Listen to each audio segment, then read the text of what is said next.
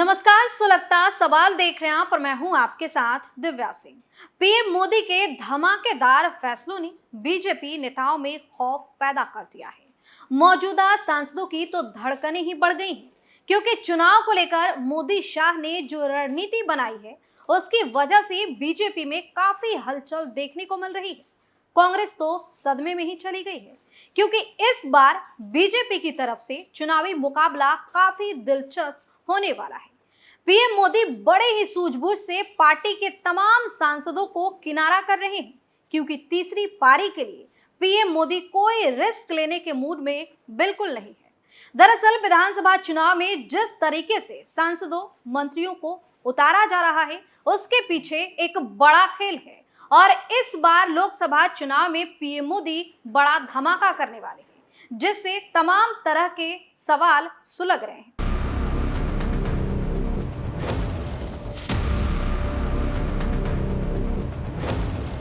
चुनाव से पहले बीजेपी में क्यों बड़ी हलचल? पीएम मोदी के फैसलों से क्यों टेंशन में आए सांसद? क्या लोकसभा चुनाव से पहले मोदी करेंगे बड़ा बदलाव? क्या है बीजेपी की चुनावी रणनीति? इन सवालों ने बीजेपी में सियासी पारा हाई कर दिया है। तो चलिए बताते हैं इस बार कैसे धमाकेदार होने वाला है बीजेपी का चुनावी खेल।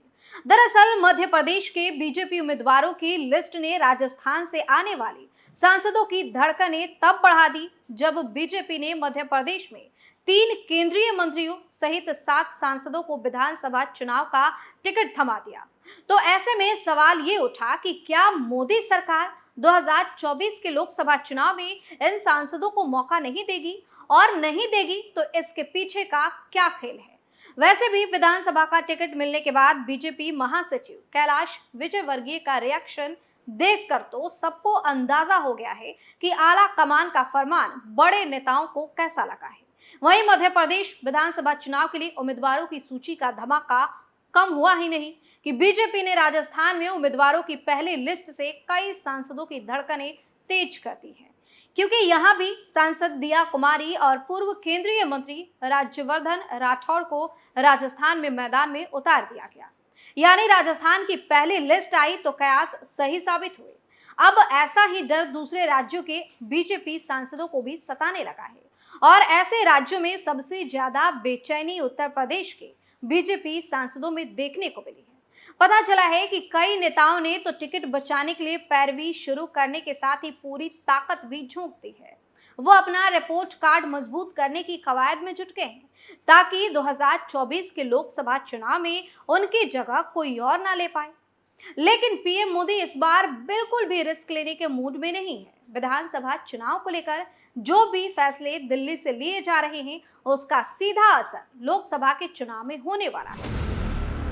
दरअसल अमित शाह सत्ता विरोधी लहर को काउंटर करने के लिए लगभग हर चुनाव में पुराने नेताओं के टिकट काट नए चेहरों को मैदान में उतारते हैं, लेकिन 2024 का मामला थोड़ा गंभीर लगता है। गंभीर इसलिए भी क्योंकि जातिगत गणना से लेकर विपक्षी गठबंधन INDIA की एकजुटता भी कुछ हद तक परेशान तो कर ही रही है। विपक्ष जातिवाद कार्ड खेलकर पिछड़े दलों को लुभाने की कोशिश में जुट गया है। तो ऐसे में पीएम मोदी और अमित शाह कोई भी लापरवाही करने के मूड में नहीं है। सबसे ज्यादा खतरा तो 75 पार के नेताओं को है। 2019 में भी बीजेपी ने ऐसे कई नेताओं के टिकट काटे थे। कुछ नेताओं की जगह उनके बेटे को टिकट मिले, जबकि कुछ नेता जिन्हें नजरअंदाज किए जाने पर नुकसान का खतरा लगा, राजभवन भेज दिए गए। पीएम मोदी की तीसरी पारी के लिए 2024 में भी वही कहानी दोहराई जाने लगी है। अब राजभवन तो सभी भेजे नहीं जा सकते, लिहाजा उनके लिए राज्यसभा की सीट सुरक्षित रखी जा सकती है, और ऐसे भी कुछ नेता हो सकते हैं जिनको लोकसभा के बाद होने वाले विधानसभा चुनाव में मौका दिया जा सकता है। उम्मीदवारों की लिस्ट से यूपी के सांसदों को सताया डर। उत्तर प्रदेश में तो विधानसभा चुनाव 2022 में ही हुए हैं, लेकिन अगला चुनाव आम चुनाव 2024 के 3 साल बाद होगा। फिर भी यूपी के बीजेपी सांसद खासे चिंतित बताए जा रहे हैं, क्योंकि बीजेपी नेतृत्व ने राजस्थान और मध्य प्रदेश में केंद्रीय मंत्रियों और सांसदों को विधानसभा का उम्मीदवार बनाकर खास मैसेज तो दे ही दिया है। उत्तर प्रदेश के लिए बीजेपी इस बार 100% जीत का लक्ष्य रख रही है, यानी सभी 80 सीटें जीतने के हिसाब से काम हो रहा है। लेकिन यूपी के सांसदों को सबसे ज्यादा पार्टी का आंतरिक सर्वे का डर सता रहा है। सर्वे के तहत इलाके में सांसदों के प्रभाव को लेकर कार्यकर्ताओं से लेकर आम लोगों के बीच से फीडबैक लिया गया है और बीजेपी अपने नेताओं को पहले से ही एक बात साफ कह चुकी है, टिकट उनको ही मिलेगा जो जीतेंगे। मध्य प्रदेश को लेकर भी ज्योतिरादित्य सिंधिया के मुंह से ऐसा ही सुनने को मिला था। तो ऐसे में कुछ बीजेपी सांसद टिकट कट जाने को लेकर काफी डरे हुए हैं। ठीक वैसे ही टिकट चाहने वाले नेता खुश हैं कि 2024 में उनको मौका भी मिल सकता है। संगठन के लिए काम कर रहे बीजेपी नेताओं के अलावा यूपी की योगी सरकार में मंत्री बने नेता भी लोकसभा टिकट की उम्मीद लगा रखे हैं। जैसे 2019 में योगी सरकार में मंत्री रही सीता बहुगुणा जोशी को बीजेपी ने प्रयागराज से संसद भेज दिया, वैसे इस बार कुछ मंत्रियों के साथ साथ विधायकों को भी टिकट दिया जा सकता है। रीता बहुगुणा जोशी को लेकर एक और भी मिसाल दी जा सकती है, क्योंकि इस बार उनका टिकट कट जाने की पूरी आशंका है। अव्वल तो वो 75 साल की उम्र सीमा पार कर रही हैं, लेकिन 2022 के यूपी विधानसभा में जो कुछ भी हुआ था वो भी आगे के लिए अच्छे संकेत नहीं। रीता बहुगुणा जोशी अपने बेटे के लिए विधानसभा का टिकट चाहती थी और उसके लिए अपनी कुर्बानी देने तक को तैयार थी। एक चर्चा ये भी थी कि उनके बेटे को समाजवादी पार्टी भी उम्मीदवार बना सकती है, लेकिन वहां भी कुछ नहीं हुआ। रीता बहुगुणा जोशी की तरह ही कानपुर से सांसद सत्यदेव पचौरी, बरेली से सांसद संतोष गंगवार, डुमरियागंज से सांसद जगदम्बिका पाल, चंदौली से सांसद महेंद्र नाथ पांडे और मथुरा से सांसद हेमा मालिनी जैसे नेता भी रिटायरमेंट वाली उम्र के दौर में पहुंच चुके हैं। यूपी के कुछ सांसद ऐसे भी हैं जो अलग अलग वजहों से आला कमान के निशाने पर माने जाते हैं।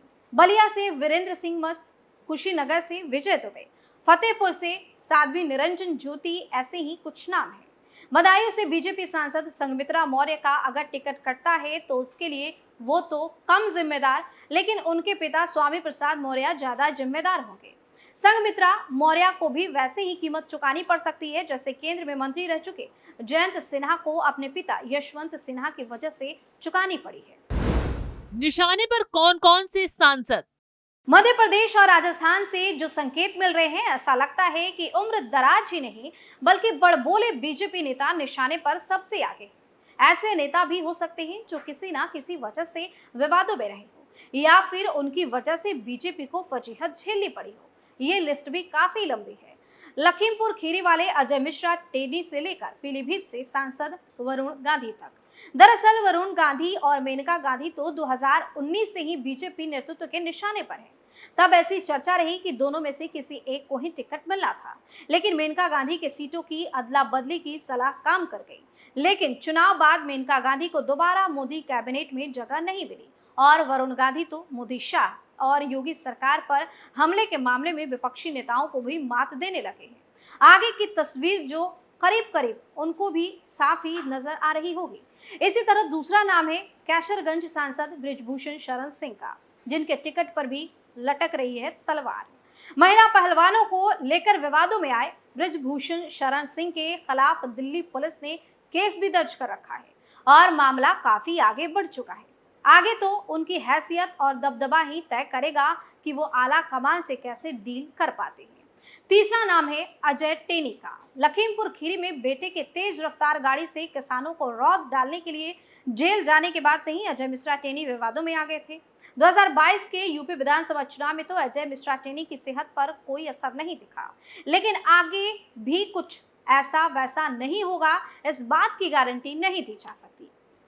वहीं परफॉर्मेंस की बात करें तो पीएम मोदी को इस बात पर काफी ध्यान दे रहे हैं कि किस नेता का परफॉर्मेंस काफी अच्छा है और जो कमजोर साबित हुए हैं उन्हें साइडलाइन करने का प्लान बनाया जा रहा है।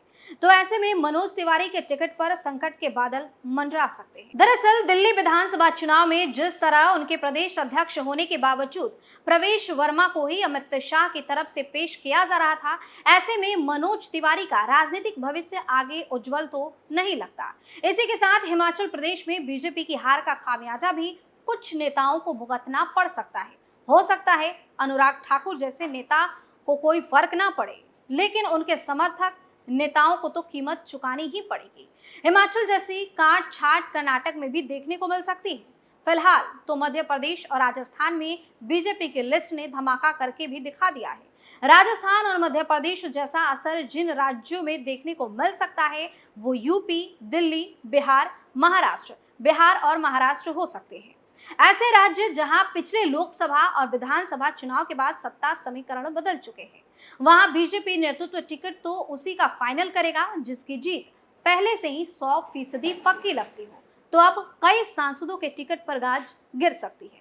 सुलगता सवाल में आज के लिए इतना ही। नए मुद्दे के साथ फिर से पेश होंगे, तब तक के लिए आप देखते रहिए कैपिटल टीवी। नमस्कार।